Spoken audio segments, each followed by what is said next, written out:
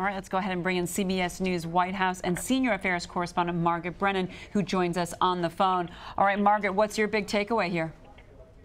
Well, there was a lot of news actually made at that press conference, not only about the Comey case, but also about this blockade on Qatar that the president seems to be endorsing, which runs counter to the call for the blockade to be eased from the Secretary of State. That was the call made by Rex Tillerson just about an hour or two ago.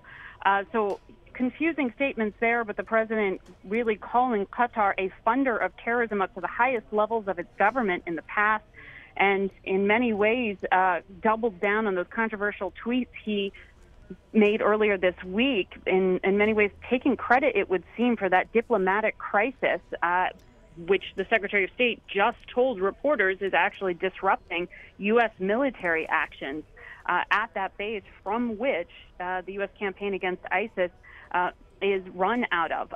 Beyond that, he also, as you have been talking about, discussed the questions and the controversial testimony made by the former director of the FBI yesterday, essentially returning fire, calling James Comey untruthful, going through a list of things that he said he thought, in his opinion, were proved yesterday. He said no collusion, no obstruction of justice.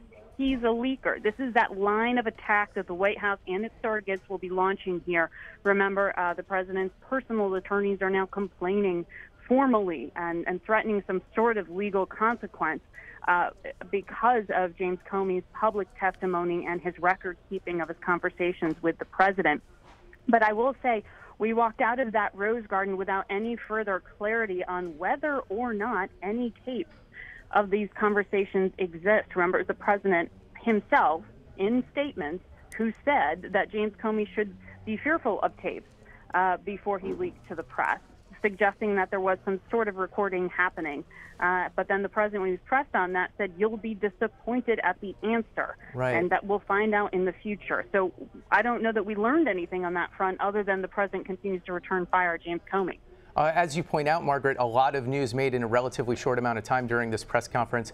The president also saying he would 100% be willing to testify under oath to his version of events with these conversations with Comey. That sounded new to me, and what's the significance of that?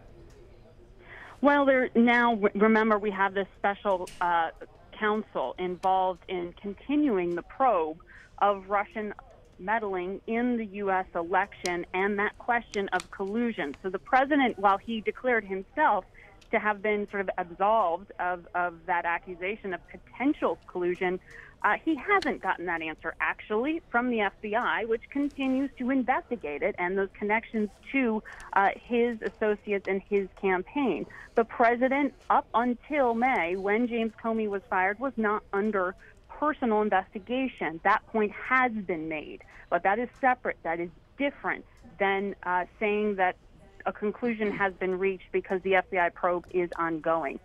So that's a little bit of the political spin, and certainly the president's own case, because he feels like he has been in many ways slandered here by the media and the coverage of this issue.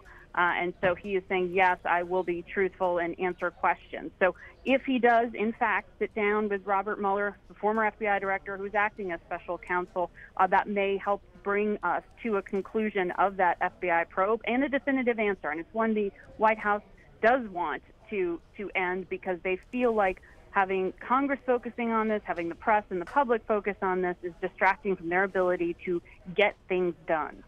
All right, Margaret Brennan for us. Thank you so much.